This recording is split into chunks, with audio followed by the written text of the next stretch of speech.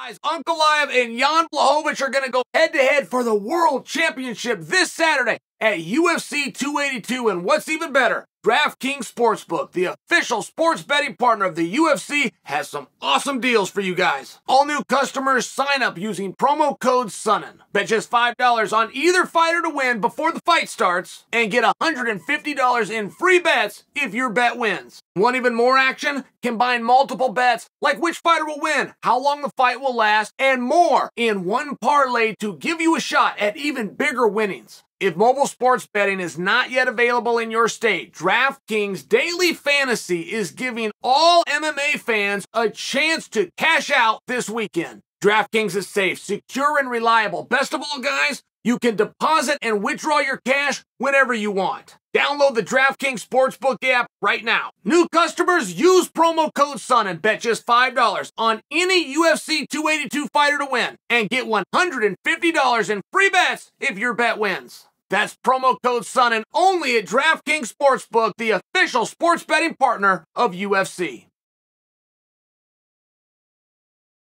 Statement made by USADA. I'm getting this from Aaron Brostetter's Twitter page, and it reads as following. This is USADA speaking. Given that the UFC has commented, USADA can now confirm we have received notice of TJ Dillashaw's retirement, and he is no longer enrolled in our testing pool. In the event that an athlete is to return from UFC retirement, now you have to understand this. The point of commenting on TJ is now long behind us. We're going to use TJ as a jumping off point to see if we can clear up Conor's current situation. How I interpret it. In the event that an athlete is to return from retirement, they are required to remain in the testing pool for 6 months before they are permitted to compete. The UFC may grant an exemption to the 6-month written rule in exceptional circumstances or when the strict application of the rule would not manifest itself fairly to the athlete. But in both cases, the athlete must provide at least 2 negative samples before returning to competition. Upon being added back to the UFC anti-doping program, athletes are also required to declare prohibited substances they have used in the previous 12 months prior to being in USADA's testing program. An athlete who makes such declaration, depending on the substance, will be required to refrain from competition for a period of at least 6 months and provide at least 2 negative samples to ensure that they do not compete in a UFC bout with a performance advantage. Now, that's fine, right? Do you guys got any problems with that? I mean, if you wanted to pick that apart, where are you going to go? It seemed pretty straightforward. They repeated themselves, and they repeated themselves to the point that it set off on a red flag where you go back and read it again. And I did. So let's work through it again. If an athlete is to retire, if they want to return, aside from written exception by the organization, in this case, UFC, they're going to sit for 6 months.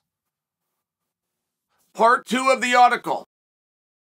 When an athlete returns, they must disclose to USADA what they have put in their body. Based on what those substances are, they may have to sit for 6 months and produce 2 samples. They repeated it. How come? Like, I never would have read that twice except for they repeated it. Had it not been completely redundant, I would have thought it was all just encompassed in the first one. But now that it's out there twice, my mind is telling me, Chael, you're missing something. There's a reason that they repeated this. What is it? You guys have it? I mean, it seems pretty straightforward. If I was to really be a jerk about this, I can come out and tell you that that statement is misleading, but it's hard to do. With USADA, they're pretty straight, and their rules are not overly complicated. They don't play word game. You can go just yourself and get an USADA rulebook, and you then will not need to do a deduction of also sitting down with an attorney. You can figure it out. It's very straight. If we're looking to give them a hard time, anybody that just heard what I said is going to come to a very clear impression that to fight in the UFC, you have been in a pool. If you were not in the pool because you were granted exceptional circumstance, you have been tested 2 times. Anybody that heard that is going to come to that conclusion. That's not accurate. And I only bring that up because I feel as though that's what we're trying to do, right? We're trying to get USADA. They made a bad statement. The statement was pretty good. The statement was pretty straightforward. I think that we learned something. I will just share with you, everybody you see in the octagon was not either in a pool or tested 2 times. That is not true. Conor's going to be coming back. Would he be granted an exceptional circumstance? Would the UFC do that? I don't know. That's pretty unlikely, guys. The exceptional circumstance, just so you understand, and just to finish my thought about everybody you see hasn't been in there 6 months and they have not all been tested 2 times. You have a short notice fight. Happens all the time. You find yourself in Denver. Everybody's set up. Everybody's ready. This guy pulls out. You got to have somebody on the card. It generally would go to an undercard spot, but you grab a local yokel from Denver who's never been in the pool and has not been tested 2 times. Very regular thing. And I couldn't cite for you an example off the top of my head where one of those local yokels that they got who promised they were clean went on to fail the drug test. It seems like a pretty good system. Seems like a pretty good way of doing things. But I will point out for you that it does happen, and when it happens, it's more in that situation than to bring a star in. Because I think when you guys hear that right off the bat, you're going to go, well, Dana White is going to give that exception. That's Conor McGregor. Historically speaking, no. That's not how he uses it. Historically speaking, Dana's never played any games for that. It's when he's in an absolute jam and he's stuck somewhere in a jumbo jet, can't get into town. I mean, that's generally when he's used it. As a matter of fact, I use the word general, I believe 100% of the time. That's the only time that exception clause has come in. So let's go back to Conor McGregor. Why isn't Conor in it now? I mean, USADA's being very clear. They could get an exception. That's not going to happen. Dana's not going to give an exception. Particularly now that this is out and loud, and it's just not going to do it. So Conor's going to do his 6 months. Submit at least 2 negative tests. Why don't you start that clock? Now, that's a fair question. I feel as though I've been a defender of Conor in this situation. I've been a defender from a standpoint of I've been an explainer. I feel as though I understand something, and that's what I bring it to the audience. And that understanding then serves as a defense, which is just, it's hard. Logistically, it's really tough. And I'm sure Conor is working with doctors to be in the compliance of the pool, to go back and double check when you're in a doctor's who's just about to give you something, it doesn't work that way. And you would be setting yourself up for failure. That does not constitute peptides, growth hormones, bone builders, or any kind of an anabolic. Now, on the other side of the coin, if you're out of the pool, it could. So if it does, USADA's got a clause here. As you return to the pool, you must disclose what you have used in the last 12 months. I'd like a further thought on that. That's very curious to me. Because what if they did disclose something that was very against the rules? And it's always annoying to hear USADA talk about based on substance. I mean, that does frustrate me, based on the substance, when that's not how their rules work. The young lady who lost her Olympic medal for having ibuprofen in her system, but it was the same 2-year ban, same exact 2-year ban that the heavyweight freestyle champion was served, who had multiple anabolics in his system. Loud substance, banned substance. Real simple with USADA. Until you fail that substance, and then they come forward and they make these different claims. I don't think that they're wrong to do that. I just know that if you're invoking laws, that isn't overly complicated. Like, we got a lot of laws in my hometown. If I go rob a bank versus I have speed, it's treated it's the same enforcement. It's going to be the same police officer, but it's a very different policy. And that would seem appropriate to me for USADA. There's some kind of a complication where they don't want to get lost in those weeds and they just make them all the same. I'm not judging that or attempting to change it. I am going to explain that to you, because when they use words such as depending on substance, that again would lead you to believe that there's different categories and scheduling of substances. There's not. They're allowed or they're not. Why wouldn't Conor jump back in the pool? If we know that we're faced with this, why wouldn't he jump in the pool? He says he'll be ready for the pool by February. And it starts to make Chael's claim of a logistics issue a little bit more difficult to make. Now, let's say that it is just that. It is absolutely something that is in violation of USADA. By the way, I've got to finish this. I'm working with a doctor. A lot of these things are cycles. Hey, you need this for 45 days. You need this every 3 days for 30 days. A lot of times it is. And let's say he's still in the process of that. There's your answer. You're looking for something salacious? It's not. I'm working with a doctor. It's in violation of the pool. I'm not in the pool. Therefore, I'm not in violation. I'm going to continue this until this date. Now, I'm told that it will be out of my system on this date, and I'm going to give myself an extra 2 weeks just to make sure because I like the rules and I want to follow them and I want to be in compliance. That would be appropriate by Conor. It's not going to sound that way. People are going to come out and pick on him. People are going to come out and say that he did something wrong. He didn't. He couldn't compete anyway. He was not in the eligibility of competing. And there's a similar injury. Chris Weidman, and I'll tell you just by similar, I don't know if Conor had a compound fracture. I don't know about that. But, you know, he's in a fight, and there's a kick, and it's early on. It's the bottom of his leg. There's my similarities.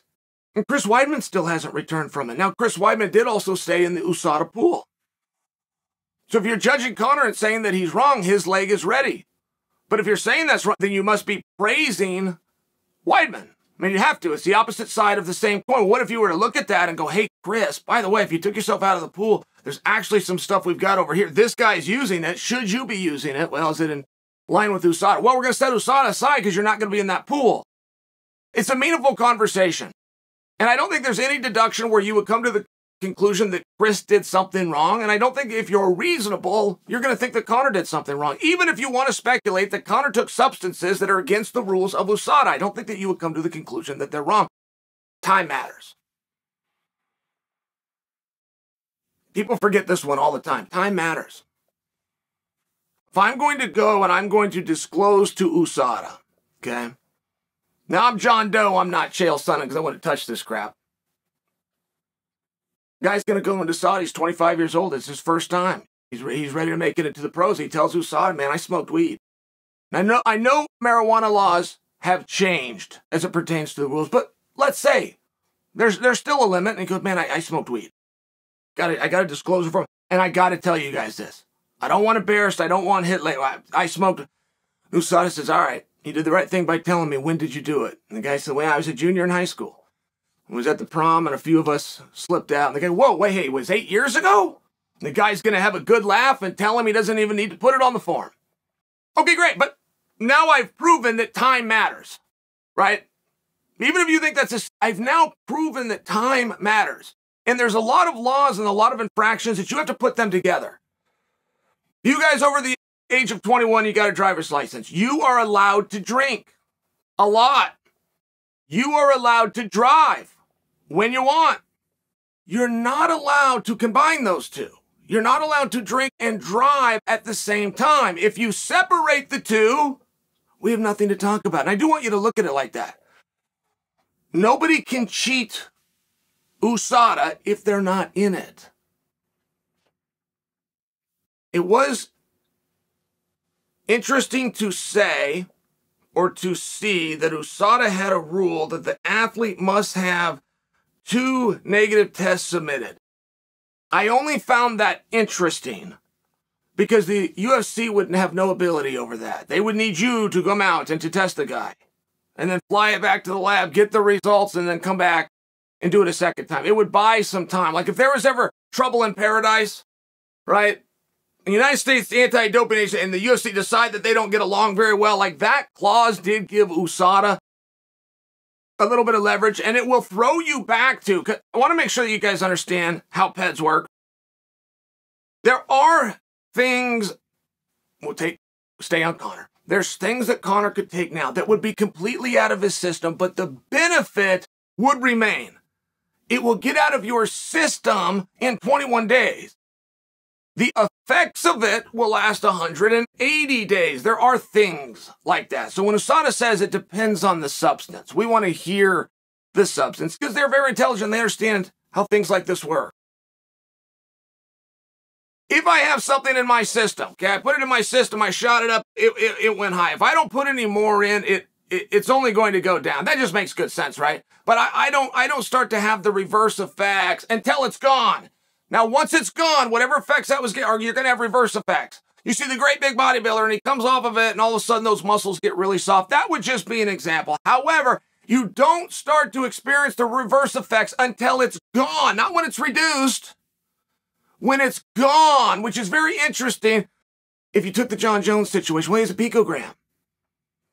Picogram's not against the rules. Picogram is so small, and a grain of salt in a pool. I understand all of those things if you want to do wordplay, but that's nothing more than wordplay. It's not that he had a picogram. It's that he has a picogram left. That is the difference. And everybody understood that. They chose to work a certain wordplay. So now you're in a position, let's say in your Conor spot, you go, look, I don't think this stuff's going to show up in the test, and I'm not going to tell you. And that is private, and I don't want it out there. And I don't feel that I need to tell. I had my business with it's not in my system now.